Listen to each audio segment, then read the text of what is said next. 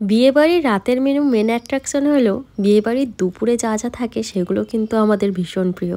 যেমন মাছের মাথা দিয়ে পুঁই শাকের একটা ছ্যাঁচড়া থাকে, মাছের মাথা দিয়ে বাঁধাকপি থাকে। তো আজ আমি আপনাদের একদম বিয়েবাড়ির স্টাইলে মাছের মাথা দিয়ে বাঁধাকপি রেসিপি শেয়ার করব। তার জন্য প্রথমে বাঁধাকপিগুলোকে একদম সরু সরু করে কেটে নিতে হবে।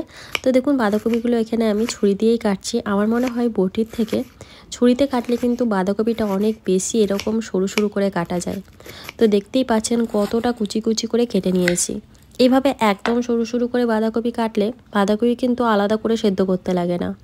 আর বাঁধাকপি আলাদা করে সেদ্ধ করে যদি রান্না করা হয় তাতে কিন্তু একটা কেমন গন্ধ ছাড়ে। তো তার জন্য কিন্তু শীতের এরকম ফ্রেশ বাঁধাকপি সেদ্ধ না করেই এরকম একদম কুচি কুচি করে কেটে আপনারা মাছের মাথা দিয়ে বাঁধাকপি রেসিপিটি বানিয়ে ফেলতে পারবেন। তো দেখুন এখানে আমি বাঁধাকপিটা কেটে নিয়েছি, একটা ছোট সাইজের বাঁধাকপি। এখন ভালো করে ধুয়ে নেব। আর অন্যান্য উপকরণগুলো দেখিয়ে দিই। এখানে নিয়েছি একটা বড় সাইজের আলু, একটু ডুমো ডুমো করে কেটে নিয়েছি। একটা বড় সাইজের পেঁয়াজ কুচি করে কেটে নিয়েছি। 1 কাপ পরিমাণ মটরশুঁটি নিয়েছি। একটা মিডিয়াম সাইজের টমেটো কুচি আর 1 টেবিল স্পুন গ্রেট করে নেওয়া আদা। একটা স্পেশাল মশলা বানানোর জন্য এখানে 1/4 টেবিল স্পুন করে গোটা জিরে, গোটা ধনে, শুকনো লঙ্কা, 2টো এলাচ আর 1 টুকরো দারচিনি আছে। এগুলোকে শুকনো খোলা একটুখানি নাড়াচাড়া করে গুঁড়ো করে রেখে দেবো। রান্নার সব শেষে এটা কিন্তু ব্যবহার করব। এখানে আমি একটা কাতলা মাছের অর্ধেক মাথা নিয়েছি। মাথার মধ্যে নুন আর হলুদ মাখিয়ে নিয়েছি। আপনারা চাইলে কিন্তু রুই মাছের মাথা দিয়েও রেসিপিটি বানাতে পারেন। তো রান্নাটা শুরু করার জন্য প্রথমেই কড়াইতে দিয়ে দিচ্ছি 2 টেবিল স্পুন সর্ষের তেল। তেল ভালো করে গরম করে এখন আমি মাছের মাথাটাকে ভেজে নেব। মাছের মাথাটা কিন্তু বেশ উল্টে পাল্টে একদম লাল করে ভেজে নিতে হবে, যাতে চারিদিক থেকে খুব ভালোভাবে ভাজা হয়ে যায়।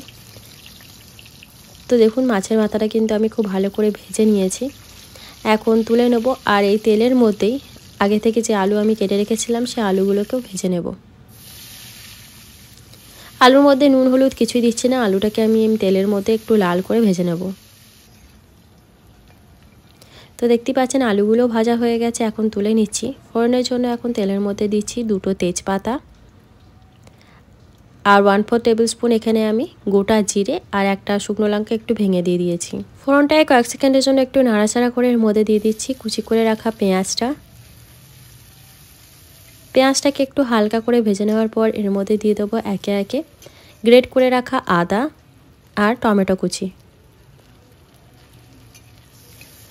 এখন আদা আর টমেটো ভালো করে একটুখানি ভাজা ভাজা করে নেবো, যাতে টমেটোটা একটু সফট হয়ে আসে।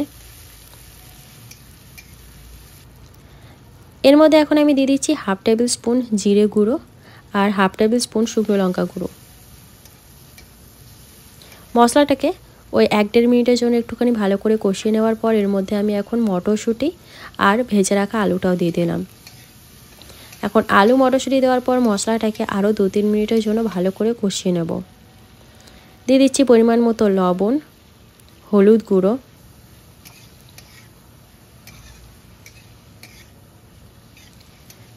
তো দেখুন মশলাটাকে কিন্তু 3 মিনিটের মতো ভালো করে মিডিয়াম ফ্লেমে আমি কষিয়ে নিয়েছি। এখন এই পর্যায়ের মধ্যে দিয়ে দেবো কেটে ধুয়ে রাখা বাঁধাকপি। এখন হালকা করে একটুখানি বাঁধাকপিটাকে মিশিয়ে নিচ্ছি সমস্ত মশলার সাথে। তারপর ব্যাস ঢাকা চাপা দিয়ে বাঁধাকপিটাকে কিন্তু মিডিয়াম ফ্লেমে আমরা রান্না করে নেব। বাঁধাকপি থেকে বেশ কিছুটা পরিমাণে জল বেরোবে। এই রান্নায় আলাদা করে জল দেওয়ার কোনো দরকার পড়ে না। বাঁধাকপিতে যে জল বেরোবে সেই জলেই কিন্তু পুরো রান্নাটা হয়ে যাবে।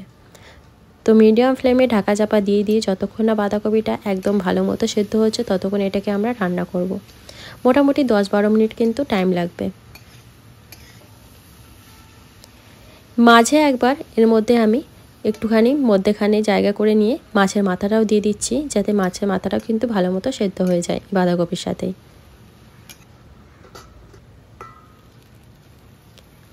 দিয়ে দিলাম কয়েকটা চেরা কাঁচা লঙ্কা আর 1/2 টেবিল স্পুন চিনি। আমি কিন্তু মিডিয়াম ফ্লেমে ঢাকা চাপা দিয়ে দিয়ে বাঁধাকপিটাকে রান্না করছি আর মাঝে মাঝে একটুখানি নাড়াচাড়াও করে নিচ্ছি, যাতে তলা না ধরে যায়।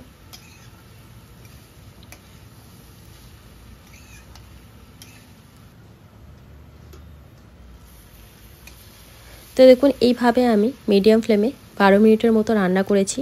আর এখন কিন্তু আমাদের বাঁধাকপি একদম ভালো মতো সেদ্ধ হয়ে গেছে, বাঁধাকপি আলু সব কিছু।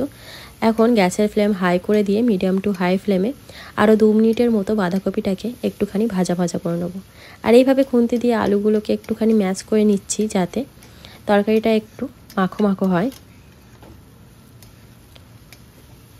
সব শেষে এর মধ্যে এখন আমি দিয়ে দেবো প্রথমে যে ভাজা মশলাটা তৈরি করে রেখেছিলাম, জিরে, ধনে, গোটা গরম মশলা আর একটা শুকনো লঙ্কা দিয়ে সেই মশলাটা দিয়ে দিলাম। ভালো করে মিশিয়ে নিচ্ছি। তো দেখুন হাই ফ্লেমে, মিডিয়াম টু হাই ফ্লেমে আমি এটাকে আরও 3 মিনিটের মতো রান্না করে নেওয়ার পরে কিন্তু আমাদের মাছের মাথা দিয়ে বাঁধাকপির ঘন্টটা একদম রেডি হয়ে গেছে। আপনারা গরম গরম ভেজ ডালের সাথে কিন্তু এই রেসিপিটি পরিবেশন করতে পারেন, দারুণ সুস্বাদু লাগে, একদম বিয়েবাড়ির স্বাদে কিন্তু আপনারা এই রেসিপিটি বাড়িতেই বানিয়ে ফেলতে পারবেন।